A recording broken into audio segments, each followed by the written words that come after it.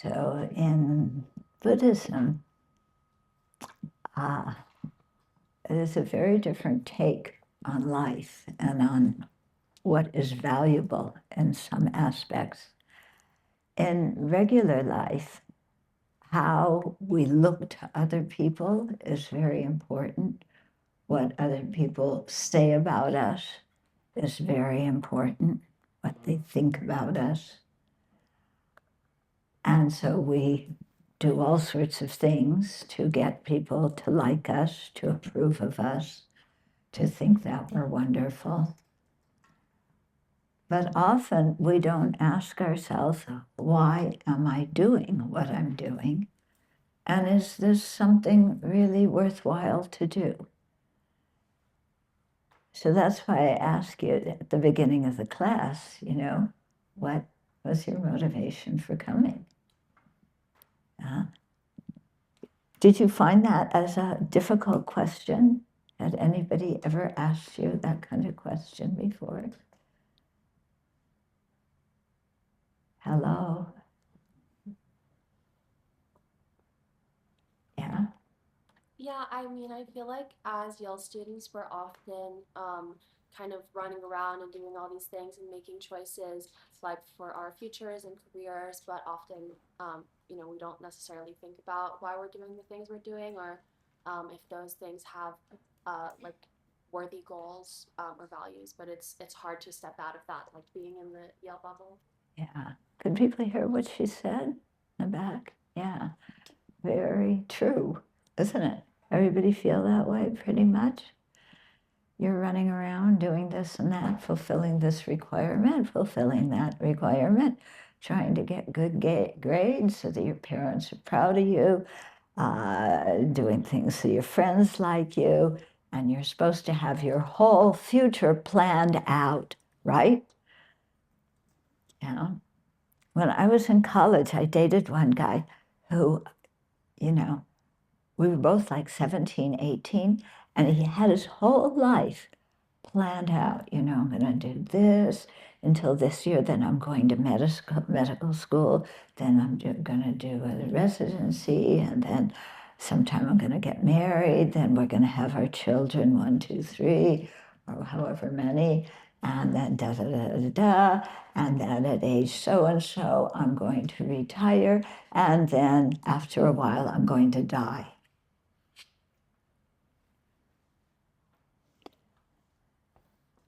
I didn't date this guy for a long time. That kind of life didn't interest me very much. Really nice fellow, but living your life with everything planned out, oh my goodness, yeah, that sounds terribly boring and very narrow to me, yeah, because there's a whole wide world with so much to learn and so many different kind of living beings who think in so many different ways and coming from very different cultures. And there's so much to learn from them. How can I say that at age 17, 18, I have it all planned out? Yeah. If somebody had told me when I was 17 or 18, or my first year in college, that I would be a Buddhist nun, I would have told them they were completely crazy with a capital C. Never. Yeah.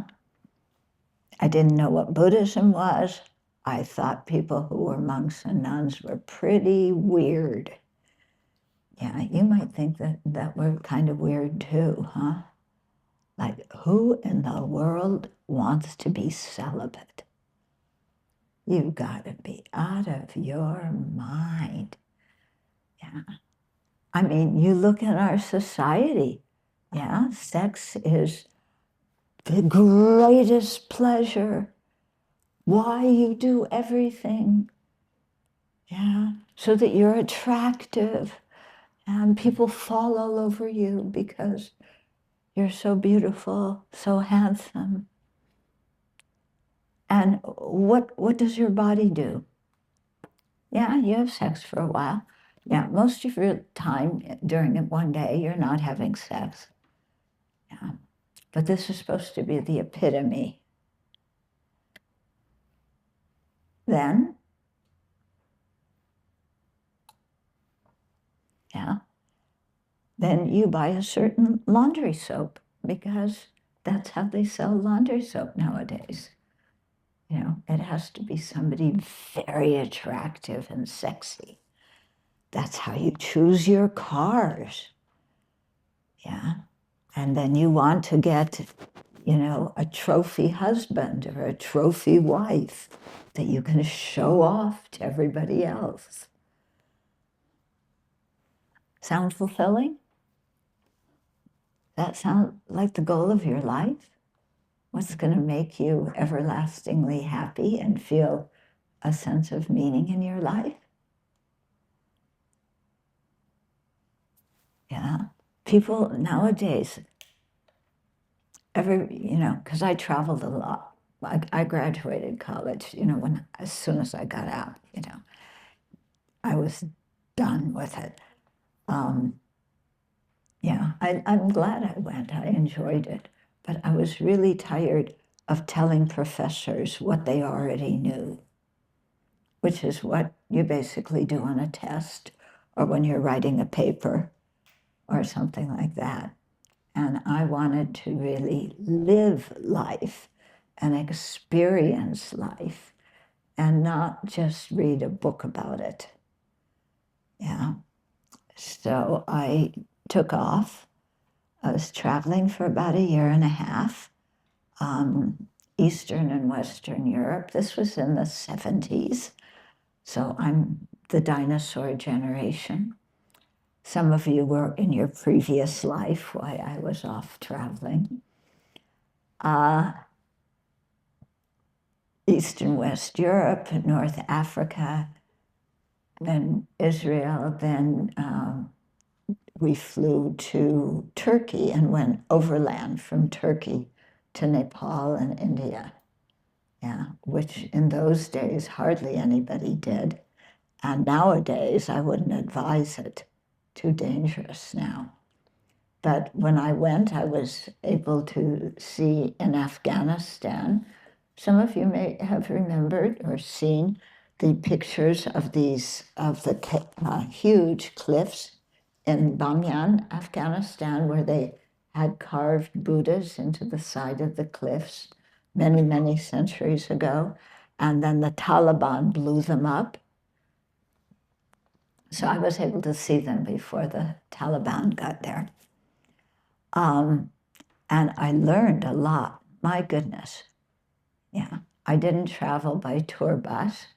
We traveled, you know, regular transportation that everybody took, buses, trains, yeah, hitchhiked.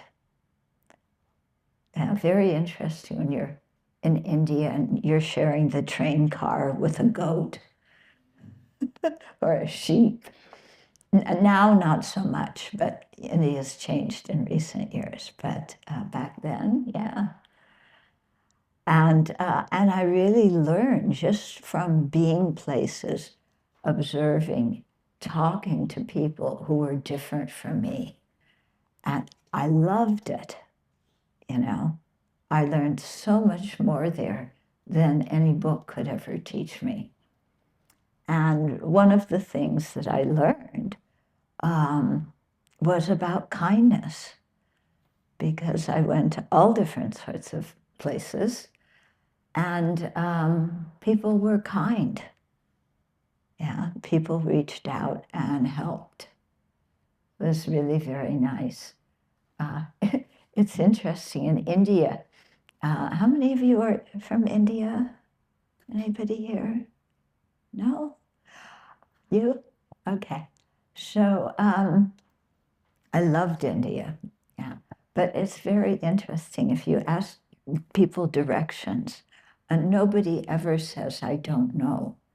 So they'll indicate some direction to you. And you follow that, and then you still don't find what you're looking for. And then you figure out, oh, the other person was too courteous to say they didn't know. So then you ask somebody else who does the same thing, and you're off on a wild goose chase. But you learn, seeing different parts of the city, how different people act, how they live, and it's so different from here. I very much treasured that time. Then I came back to the States and went back to graduate school. I was always wondering what's the meaning of my life. And I couldn't figure it out. I didn't want to replicate my parents' life. Yeah, they were wonderful people, but their life wasn't something I wanted to live in duplicate. But what's the meaning? When we die, what do we have to show for it?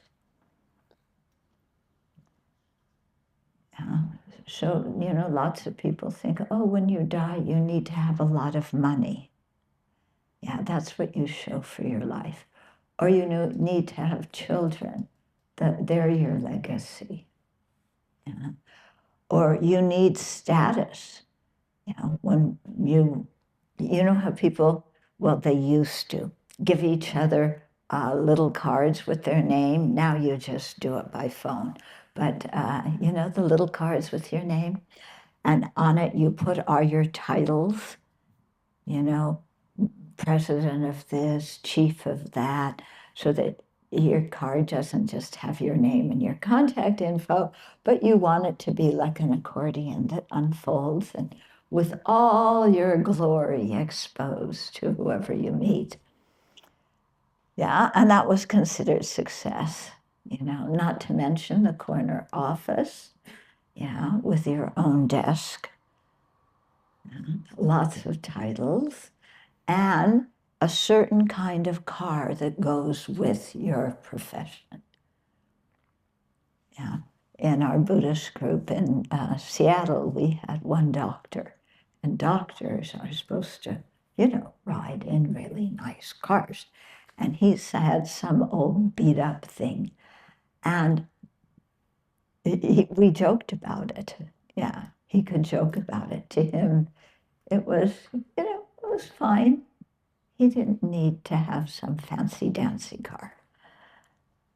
But, to really look around in our society and what do we think makes a valuable life? And this was my question all through college. And I wound up actually, although I had been to India and Nepal and had some exposure to Buddhism, that was nice. It was incredibly interesting, but I had no intention to be a Buddhist. And then I went back, and when I was teaching elementary school, because I thought teaching must have something to do with benefiting others. During the summer vacation, there was nothing to do, so I saw a flyer about a meditation course led by 2 Tibetan lamas, and I attended. And it really was a life changer, so to speak. It was really funny for me going into the meditation hall the first day.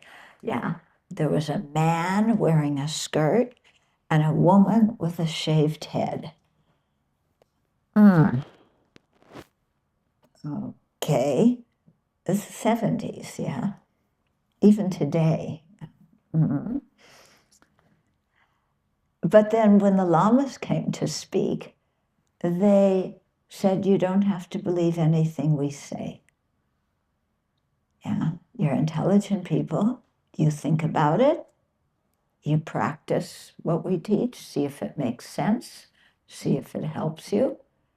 If it makes sense and it helps you, continue. If it doesn't make sense and it doesn't help you, put it on the back burner. And I really like that approach. Yeah, I was very tired at that time of people telling me what the truth was with a capital T. Yeah, and that if I didn't believe it, you know what was going to happen to me. So I didn't like that approach very much. So I started exploring Buddhism, and I quit my job, went to Nepal. There was a monastery there, and the monastery taught young Tibetan and Himalaya kids, and then they also had a section for Westerners. And so I started learning there, and in the process of being there, I, realized that I had to get my life clearer, that I had to, as I tell people nowadays, stop being a jerk. So being a jerk, what you may think of being a jerk, I don't know. But being a jerk, somebody who has very poor ethical conduct, does whatever pops into their mind without thinking of the effect of their actions on other people. You just do it because I feel like it, because it's entertaining, because it's fun, because my friends are doing it. And who cares the effect on other people? I'll do what I want as long as I keep under the radar of the cops. Then it's okay. Yeah. But then I started this course that I took, made me start thinking of my life. My values were, okay, the politicians who lie, disgusting, horrible, unethical people. When I lie, there's a good reason for it. It's okay. Yeah. Other people, who get mad and insult people and tell them off, disgusting behavior. But when I do that, it's okay. Yeah, they need to hear my anger. It's good for them. So I started seeing what they call a double standard for myself. And I had always thought, people, who are hypocrites, who say one thing and do another. Ugh, ugh. And then I realized, that's me. And I got to get my life cleaned up here, and figure out what is really, what are my values, what is important to do, how does my behavior affect other people? In other words, it's not all about me. I know that's terribly disappointing because we feel our life is all about us, don't we? Yeah. How do you assess things? Yeah. When you wake up in the morning, who do you think about? Yeah, what do you think about first thing when you wake up in the morning? Turn off that alarm clock. I want to sleep longer.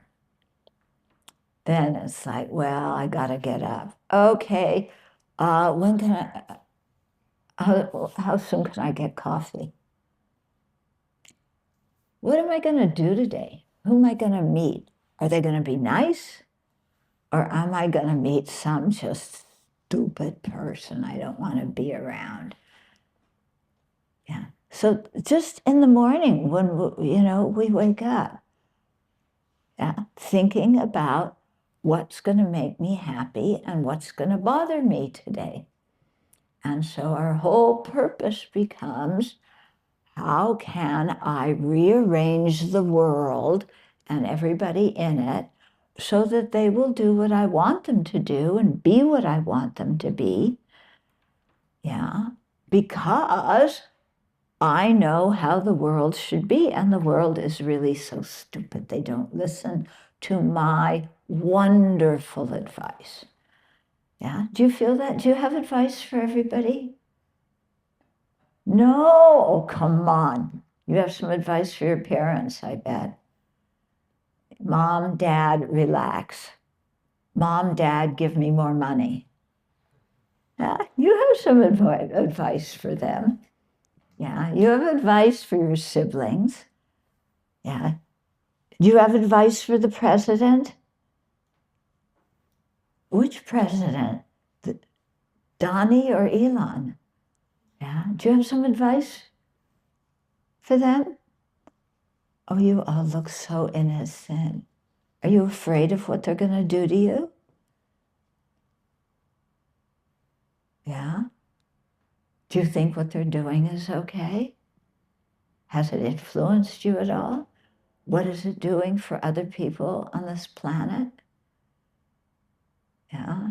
I followed Tibetan Buddhism, the Tibetan community in exile because they had to flee their own country from the Chinese communist takeover in 1959. They were getting a lot of the US aid that was being given, you know. They listened to Voice of America, a lot of their cultural programs, educational things in the refugee community were dependent on US aid. And dear Elon came in with his chainsaw. Yeah, did you see that? Did you see him waving his chainsaw at some big conference, vowing to cut everything? Yeah. So now all those wonderful projects that helped the Tibetans are gone, dismantled. Yeah. And, you know, other people in different countries, depending on medical aid that the US was sending, depending on educational aid, so much stuff, good things we were doing for the world got cut. Yeah. So, you know, is that just okay with the world? Is that okay? Do I want to join in being one of his Dodge people who burst into government offices and tell everybody they're fired? Which is basically more or less what's happening. Yeah. So just, you know, I started to think, I have to really think, you know, what are my values? And what is important in my life? Do I agree with this? I grew up during the Vietnam War. Yeah, I was a woman, I wasn't getting drafted, but a lot of my friends were getting drafted. And some came back in body bags, and some came back alive. Yeah, my country is involved in doing that. How do I feel about it? Do I agree with that? Yeah. What is that something that I think is virtuous, that I think is wonderful? I want to jump in and go off to Nam and see how many people I can kill, how many people's lives I can disrupt. So, you know, when I encountered Buddhism, it made me really stop and think about my life and realize, you know, I have to think more clearly about these kinds of things. So in the process of learning the Dharma means the Buddha's teachings, I decided that they have a monastic order, they have monks and nuns, and I thought, you know, I want to ordain and be a monastic. Like I told you, if anybody had told me that a few years before, I would have told them, forget it. Yeah. But at that point in my life, it made a lot of sense because I realized I have to figure out what my motivation is for doing different things and be able to differentiate a wholesome, positive motivation from one that is just totally self-centered, that will have a negative effect on the lives of other people. So I need some structure in my life to do this. And so for me, becoming a monastic, where I have different precepts, different vows, what to do, what not to do, and so on, this was a wonderful structure for me because I didn't feel confined by it. I had thought about all of the things that I was pledging not to do. And I realized that these are things I had thought about and had gotten clear in my mind that if I was ever to do something like that, it would be with a really nasty motivation. I don't want to do that. I know that sometimes my mind gets out of control and I do things that I don't want to do. But I figured if I had a precept and made, a determination, that would really help me and give structure to my life. So I asked my teacher if I could become a nun, and he said yes, but wait. And he sent me back to America. I had been in Asia that whole time. And of course, my family is going, what the are you thinking of doing? You graduated Phi Beta Kappa and you're going to live in Nepal where they don't even have flush toilets? What am I going to tell my friends?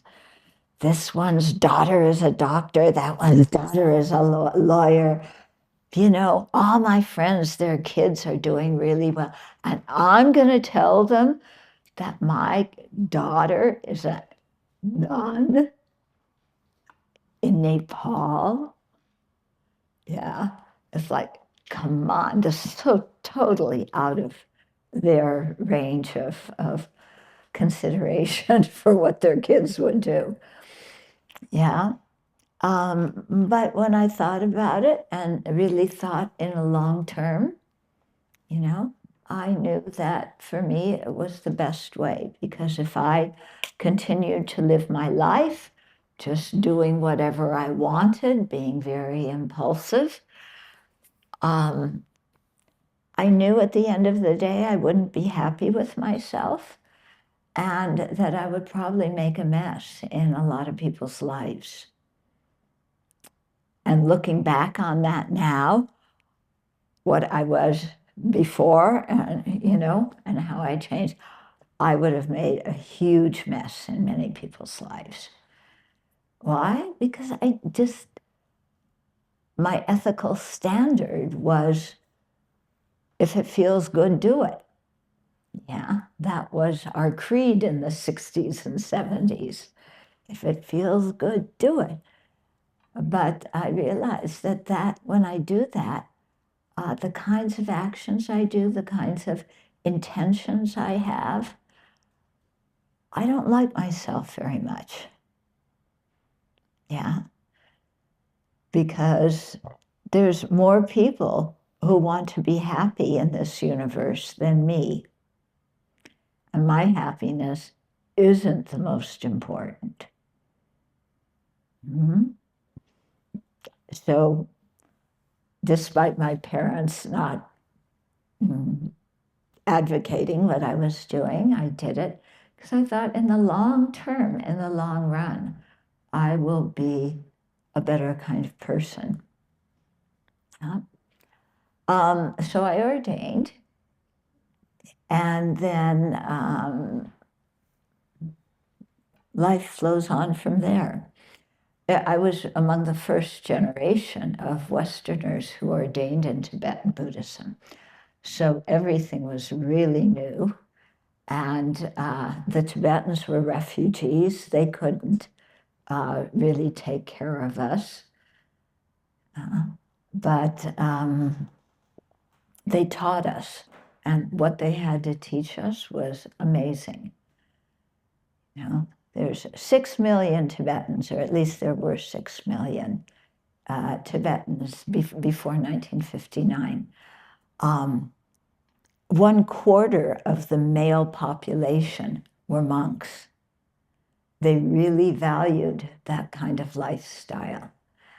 And the teachings that they had were things that were so astounding, that really penetrating, made me think not only about my life, but, what is the nature of reality? So, so I ordained, and on March 30th, which is coming up soon, it will be 48 years.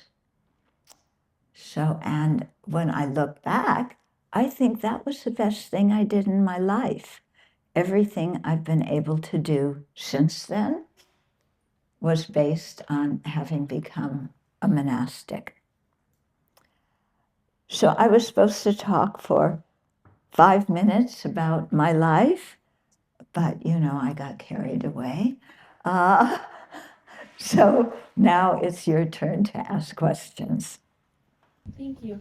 Hi, thank you so much for speaking. I wanted to ask, you like made references to like a lot of things happening in the world right now, and I was wondering, in a very like complex and modern world where we're all very connected, like through our phones and social media and the news, how do you advise for lay people to remain engaged and connected while still, abiding by like sort of monastic values and values of mindfulness and living like a peaceful and simple life?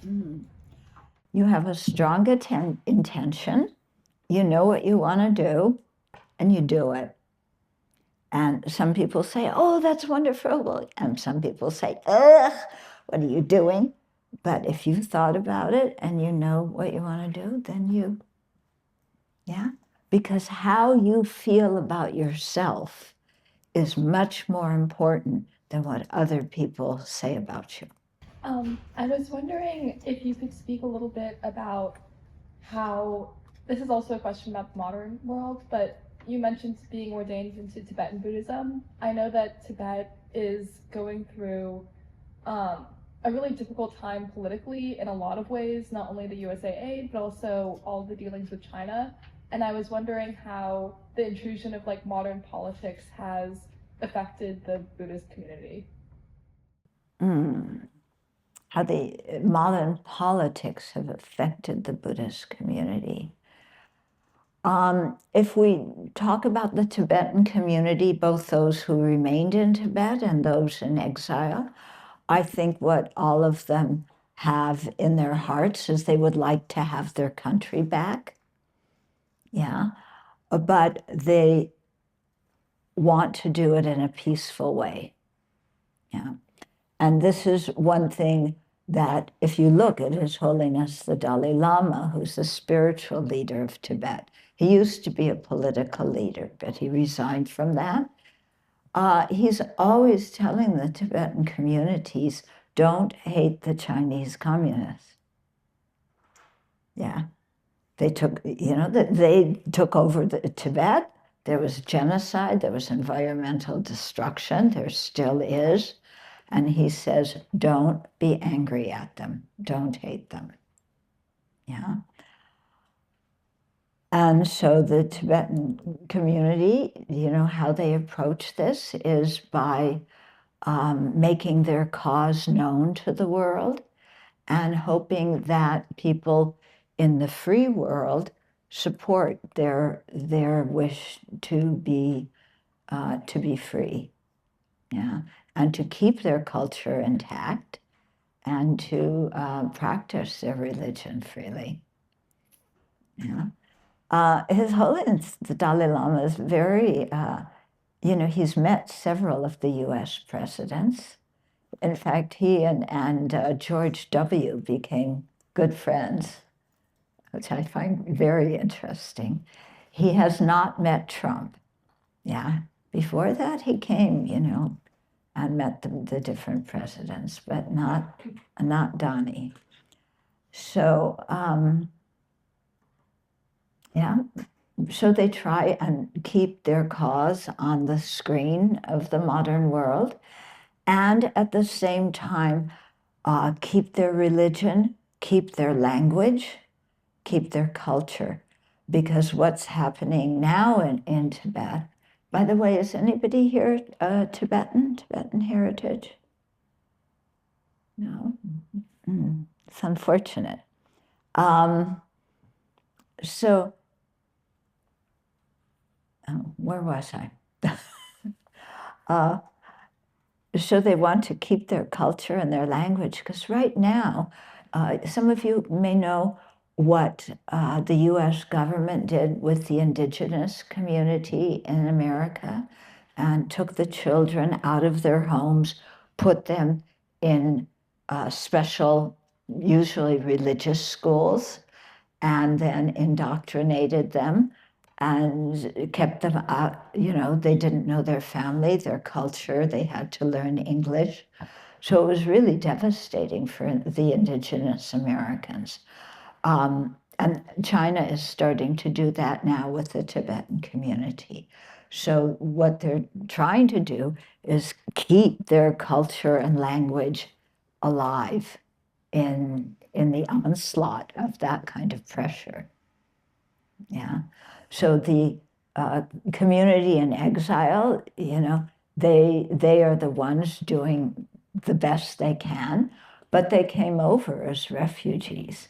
When I went over in the middle 70s, most of them had come out in 59 or the early 60s, but they were incredibly poor, and India was a very poor country at that time. Yeah. So just keeping, yeah. At that time, they were speaking Tibetan language to their kids. Nowadays, the kids are learning, their whole education is in Chinese. Yeah. So, they're doing the best with what they can. Sorry, my name is Benjamin, and I'm a third year here at college. And you mentioned a lot about, young people, how we shouldn't plan out our future per se. They couldn't what? And how young people shouldn't plan out our future. Mm-hmm. Like with our careers, especially I think, and I don't know, for me that's kind of becoming increasingly hard not to do with financial hardships nationally, like politics. That's happening in our country right now and all over the world, and many, for grad program per se, many schools are becoming a lot more hostile for certain types of degree studies. And so I don't know, any advice you have on that, and not trying to not plan out our lives but still being kind of resilient, because I'm finding it increasingly difficult, honestly. Yeah, because financial consideration, then, all of that stuff.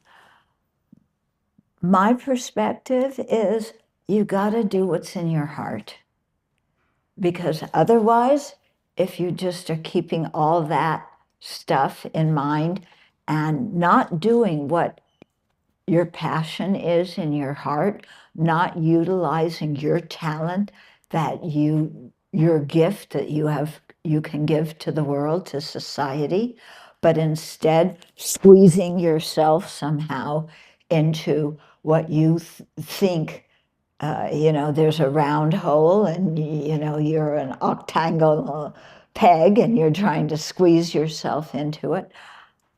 I don't think that at the end of the day that's very valuable.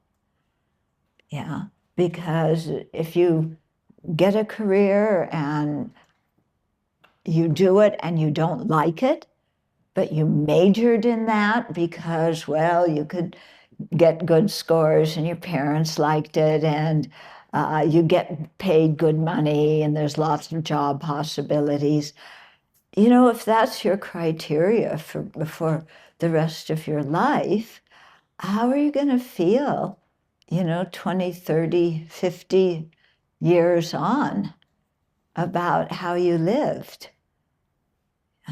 So that's why I feel it's really important. What kind of contribution can you make to the world? Yeah. And yeah, you could be an engineer, whatever it is, but there's lots of engineers already. Yeah. And what do you want to give? What is your gift? Yeah. And you don't have to be best. That's another thing in our culture nowadays. Everybody has to be best. That is ridiculous. Yeah. Yeah. As soon as you have a group of people and you're supposed to be best, how many people in a group of thousands is best? One. Best means you're the best. There's only one of you who's best. Then you have to spend the rest of your life reestablishing yourself as best. Because once you did it, if somebody else becomes better than you, then you feel like you're a failure. Yeah? And then you're best, but in something that you don't even enjoy doing. What's the purpose of that? Yeah? So, yeah, I'm just telling you what I think. And you can chew on it a while, see what you think. Yeah. Yeah. But I think we have to see, what's in our heart. Mm. And sometimes we have no idea what's in our heart. That's why I traveled, I had some feeling that it had to do with benefiting others. Yeah. Because it was very clear, I grew up in America. I had a very good life. Most of the world did not have this kind of material wealth. And I thought that was very unfair. And so my life should be something about doing something for the people who weren't born with the same opportunities that I was. I didn't know what that was. That's why I initially went into education, because that's helping people. Yeah. But then I changed, went a different direction. So given that religions often tend to be tied historically to certain languages and cultures and regions, and sort of it's in the name of Tibetan Buddhism, when you're teaching Buddhism to Americans, do you often find that there's sort of a struggle on their part connecting with the religion, given that they're not Tibetan or not studying this in Tibet or Nepal, or how do you approach that? Yeah, good question. Yeah, I went through that same thing. Yeah, and it's like the Tibetan scriptures, they would tell stories to illustrate various points. And they would tell these stories, and the Westerners would be sitting there going, huh? It's like, what kind of story, Or sometimes the Dalai Lama would tell a story, and all the Tibetans are laughing, and we're sitting there like, huh? Yeah, there's cultural difference, yeah, for sure. So what I try to do is, what are the main points? And when they're talking, for example, about how to develop compassion, those teachings, it doesn't matter what culture. Yeah. Sometimes the stories they would tell about how Tibetan parents took care of their kids aren't how American parents take care of their kids. But the point was there. You try and understand the point, even though the example, doesn't fit your culture. Yeah, so that's what I did. So in terms of the precepts that we keep, yeah, they were made in ancient India, 2,500 years ago, very different culture. Wow, super different culture. And some of those precepts now, some of them are things that would be incredibly difficult to keep in our modern culture. And some of the precepts we wouldn't even think of doing in our modern culture. So those are very easy to keep. But, and so some people interpret the precepts in a very legalistic way. It says this, you can do this, can't do that. If you go beyond this line, it's a transgression. What my philosophy is, and what we find happening in the West, is in each precept that we have, there was a story about an actual event that happened and that caused the Buddha to make that precept. So you read the story, and then it's something that, it may be something you could imagine happening now, or it may be something you can't imagine happening. But in any case, you can read the story and what was the affliction, the mental affliction, the non-virtuous state of mind that was going on in that person that was doing that action. And the Buddha, and what was that state of mind that the Buddha's pointing to? Okay, let me give you an example. Okay, so I have one precept, not to ride in a vehicle. Yeah, what do you think? Do you think I keep that precept literally? Yeah, no. I ride in vehicles. That's how I got here. Yeah. But why did the Buddha make that precept? Well, in ancient India, the only people who rode in vehicles were the royalty, or the very wealthy people. That's it. And none of the common people rode in vehicles. They couldn't afford it. Plus, all the vehicles were pulled by animals or pulled by people. So getting somewhere in a vehicle entailed other people doing some pretty heavy work, pulling you and whatever else is in your cart or rickshaw along with them. Yeah. So the Buddha said that his monastics would not ride vehicles. So I think what's the purpose is, first of all, we don't see ourselves as high status people deserving to ride in the best kind of thing. So we, like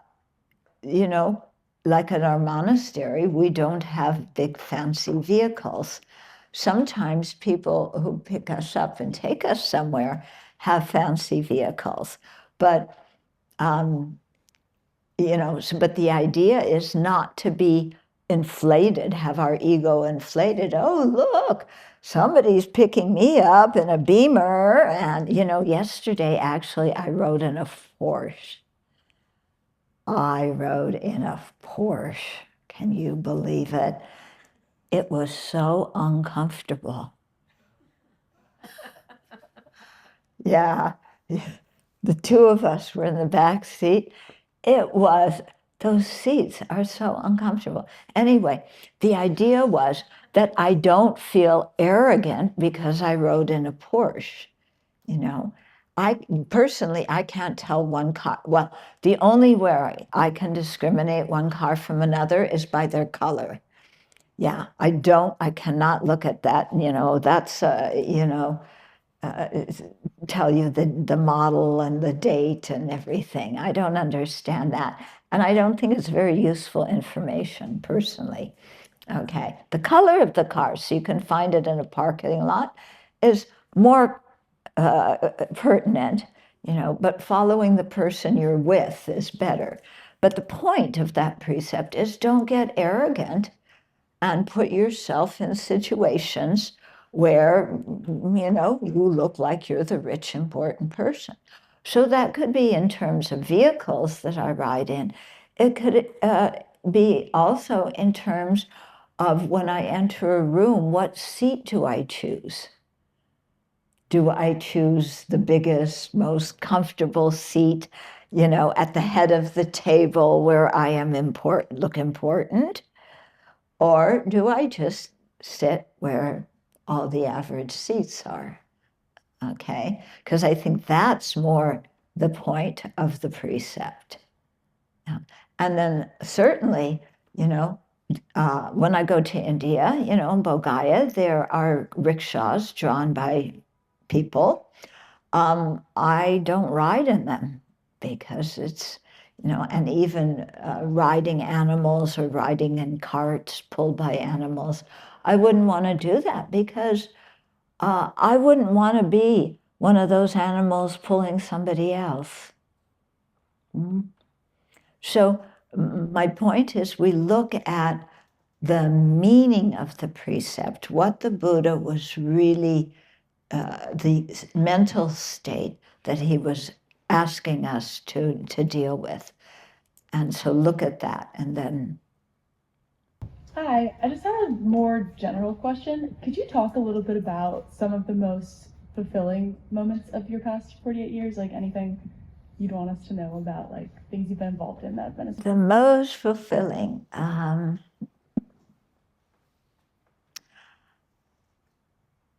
think one of the things that I've cherished the most is going to the big teachings that the Dalai Lama is teaching.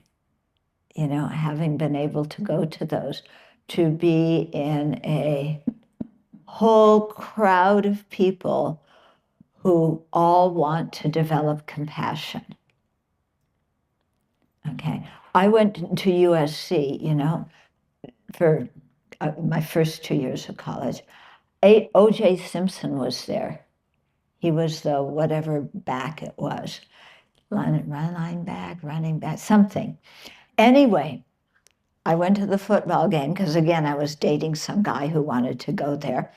So I went. I know nothing about football. I think it's totally boring. Sorry, guys. No, I'm not sorry. But, who cares what happens to a ball? People get so excited about where that ball goes. Anyway, so I went to this, USC with OJ, playing whoever it was. And what are the USC students screaming at him to encourage him? Any of you know? Kill, kill, kill.